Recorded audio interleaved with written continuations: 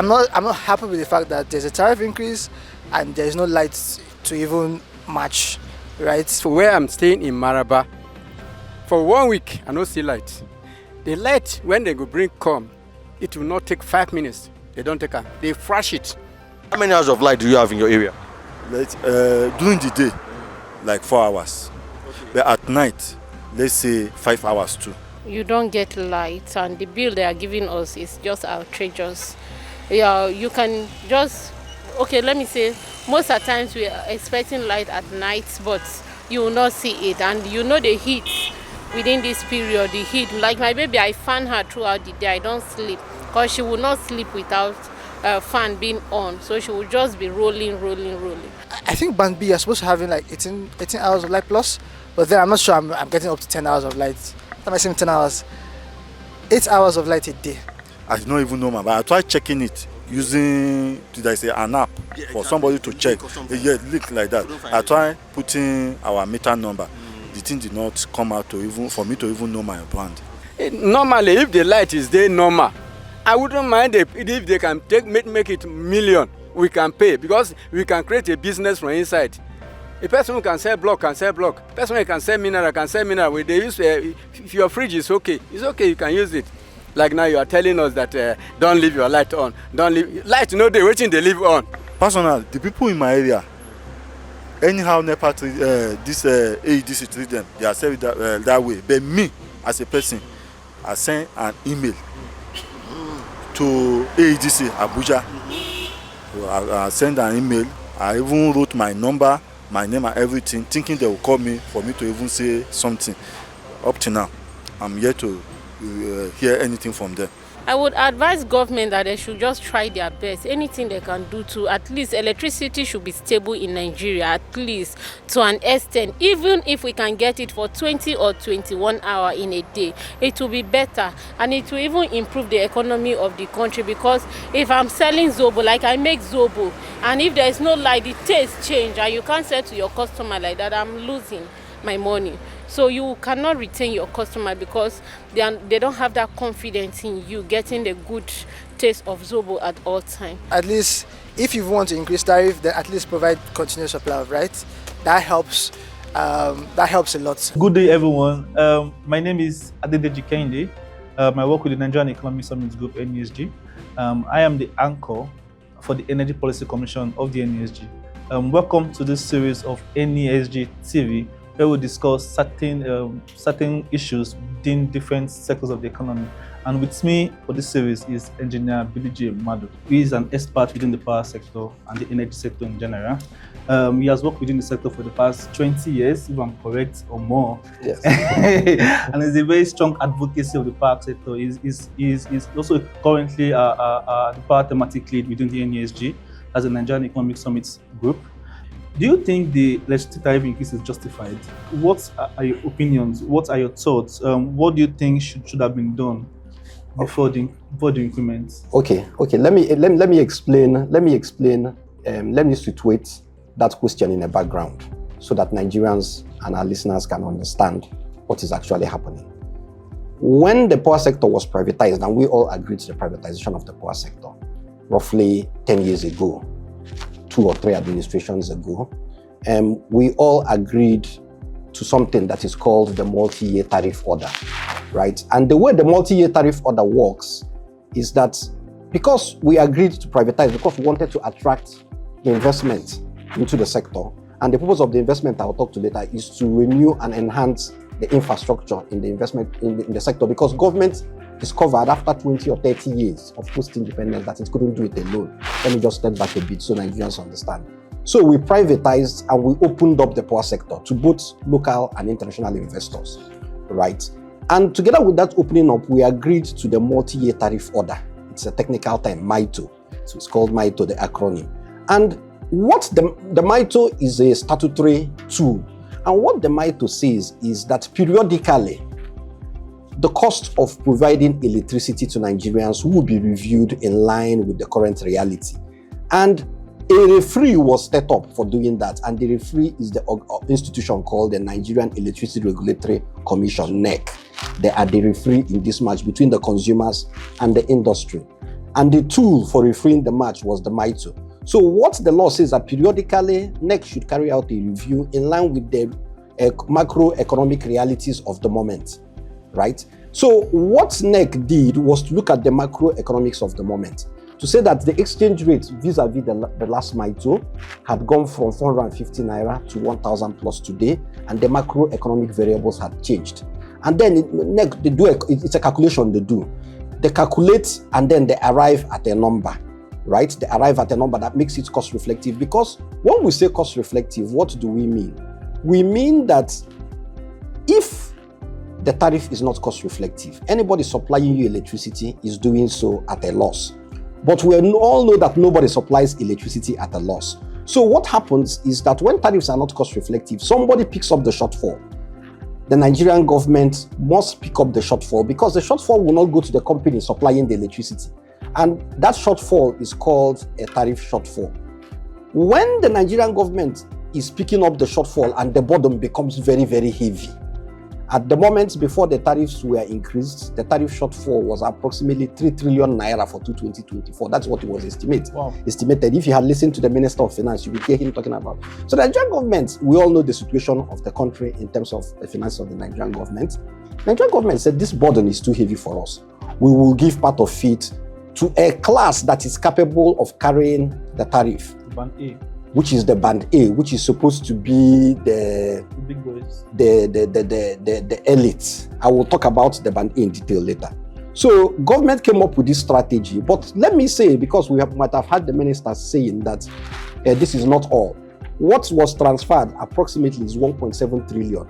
The Nigerian government is still subsidizing the power sector as we speak to approximately 1.3 trillion, subject to the various calculations that is done for tariff.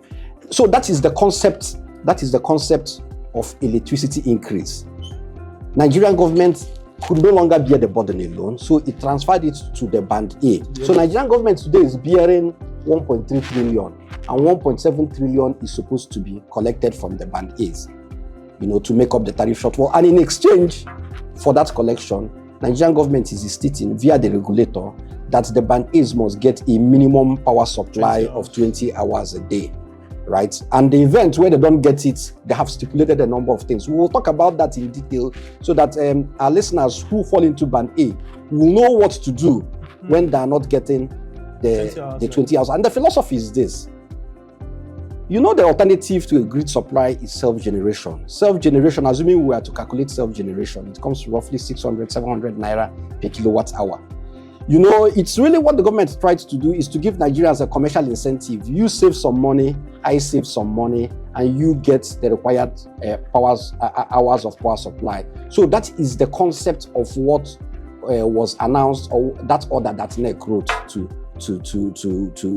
start for tariff increase. That is it in a nutshell. But there are details we will discuss to make sure that the implementation goes very well and that everybody gets the various benefits they're supposed to get from this tariff increase. I don't know if I've explained that. Yes, you have, sir. Thank you so much for that background. I think for me, you gave us a brief understanding about the MITO. Yes. When it was reviewed last, and based on what you said, you're saying that the MITO was reviewed before the price increase. Yes. By NERC. Yes, by NERC. By NERC. Yes. So I have one question though. What do you think are the pros and cons of this tariff increase to the consumers? Okay. The pros and cons are this. If you increase the cost of because I'm also a consumer, I was also in band A. If you increase the cost of my electricity from 62 naira to 225, and I'm supposed to be getting 20 hours, the first problem is when I don't get the 20 hours. Because if I'm getting the 20 hours, my generator, I should use my generator less, and it's supposed to be a net saving for me, right? Because of using 600 or 700 or 800 naira running my generator per kilowatt hour, I now pay you 200 and I keep the balance. The problem is when the distribution company is unable to give the 20 hours. Now, what users I encourage everybody to do is to monitor your electricity supply the way you monitor your weight, and find out the various discos are supposed to set up hot channels that you report when you don't have the 20 hours a day. And the order equally says that when you don't get the 20 hours for 2 consistent days, right, the disco is supposed to publish your feeder on its website and give you a reason why they are not giving you your 20 hours. And when you don't get the 20 hours for 7 consistent days, this is what the same order says, you are supposed to be dropped from band A to band B, where the tariff is normal. Those are the rules of the game. Now, what can consumers do with the current rules of the game? Consumers can find out the various channels the DISCOs has set up and start reporting. And if you report and you don't get your 20 hours, you report to NERC. And when you report to NERC for 7 consistent days, you make an application to be removed from the ban, because there's no point you paying 225 and you're getting like 12 hours a day. That is not what the deal is. Yes. And to even enhance because getting consumer confidence or customer confidence, band A cost is very critical. You see, the DISCOs and NERC can set up remote monitoring for these feeders. This is not rocket science. And the feeders can be monitored from your website, even from your phone. So if you want to see whether we have light in my house, I log on to a website and you can see easily whether we have electricity supply in my house and when the electricity came and when it left. So my recommendation for either the DISCOs or for NERC or for consumer advocacy groups is to set up remote monitoring facilities, just a data logger on a feeder. A feeder is one equipment. Once you put the equipment there, anybody, you can set up a public website where the feeder availability is tracked and reported across. And you can host the website on a cloud. Technology has made life very simple for us. So everybody can see whether a feeder is available or not available. These are some of the things on a real-time basis. These are some of the things consumer advocacy groups can do to hold the DISCOs accountable to their 20 hours. Because when the DISCO gives me 20 hours, I save money because I'm not running my generator. So these are some of the things. And then the second part of it, which is also very, very critical to make sure that the objectives are met. You know that the DISCO is collecting money on behalf of the value chain, which is the generation, the transmission, and the gas suppliers. If the DISCO fails to collect the money for many good reasons, then of course that means that the generation cannot get the money for the electricity they're giving you. The gas supplier, there's a supply chain distortion. Nigerians must be able to hold their regulator accountable when the DISCOs start giving justification as to why the money is, because at the end of the month, if the generation companies don't see their money and the transmission, they will simply start reducing their generation and their gas supply. It's as simple as that. So the second part is that the regulator, Nigeria should equally hold the regulator accountable for making sure that this agent that collects money for the power industry remits everybody's share equally to them, collects it efficiently and effectively, and remits. And in the event it doesn't do it, the NERC should take the necessary actions, because that is what protects me. I pay the 225, or we all agree to the 225 and we pay. Yes. And for some reason, the agent will give the money, does not remit to the rest of the value chain. We shouldn't be made to suffer because of that. So everybody should play his own role, and if we all play our own role, then I believe we'll all get benefit from it. Thank you so much again. You mentioned the facts. You mentioned something about an hotline. That's my first question. Are the hotline in existence currently? Was it implemented? Is it available for customers to call?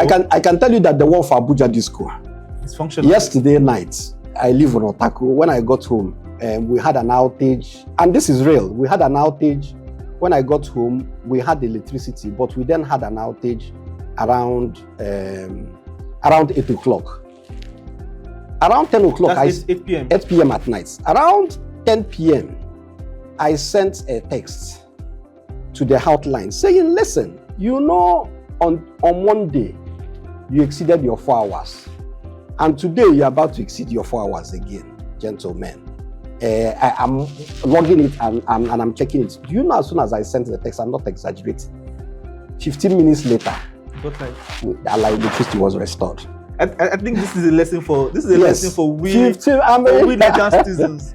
This is an evidence of how we can ensure that the system actually works, how we can make complaints to ensure that this this increment in electricity tariff, the pros and the cons, and how we can ensure that we get what exactly we are entitled to in terms of 10 hours, 16 hours, or 20 hours, whatever band we are on. Let's try as much as possible to ensure that we make the discos and the NERC accountable for their actions and for the order that they've given. Yes. Thank you so much for that, sir. Yeah. So, secondly, I think yesterday I saw a publication from AADC where they increased some people from a certain band to band A. Yes. So no, you see now that. So my question is, for those that are on band A, like someone like you now, that you say you didn't have light, that you have to make lodge in a complaint to get light. Well, for those that don't have the avenue or don't understand the means of getting and that is why we are trying. We need the public enlightenment and advocacy around this policy is very important. Nigerians need to understand that what you have with your electricity supplier is a contract, and when I pay, I am keeping to the terms of the contract. Whenever you go to a disco office to buy light, you're not doing them in social service. It's not a social service. It is a contract. And the terms of the contract are clearly stipulated. And the disco has its own obligations in the contract. And there's a referee in this match that I can report to. But I will have to monitor the terms, about the terms. So if anybody, the first thing you must do is that you must monitor because it's a commercial value proposition that the distribution company is offering you compared to your generator. So when they don't keep to the terms of the contract, the first thing you do is to remind them. Gentlemen, I am watching, and you're not keeping to the terms of the. And in most cases, when you remind them, you will see that your hours of electricity supply will come up because they themselves are not oblivious to what the terms of the contract is. It's just that everybody has relaxed and everybody has forgotten their responsibilities and their roles in this game, and then everything is happening. And then Nigerians think that maybe it is government that is now should take the responsibility. And when the minister is talking, Nigerians say, hey, what?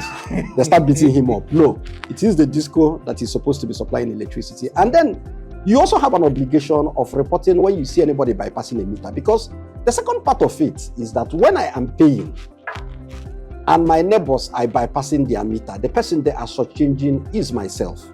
So when you see anybody or you notice anybody doing funny things with the electricity, you equally have to send a text to the distribution company to please. It is their obligation. It's not your obligation to catch the person.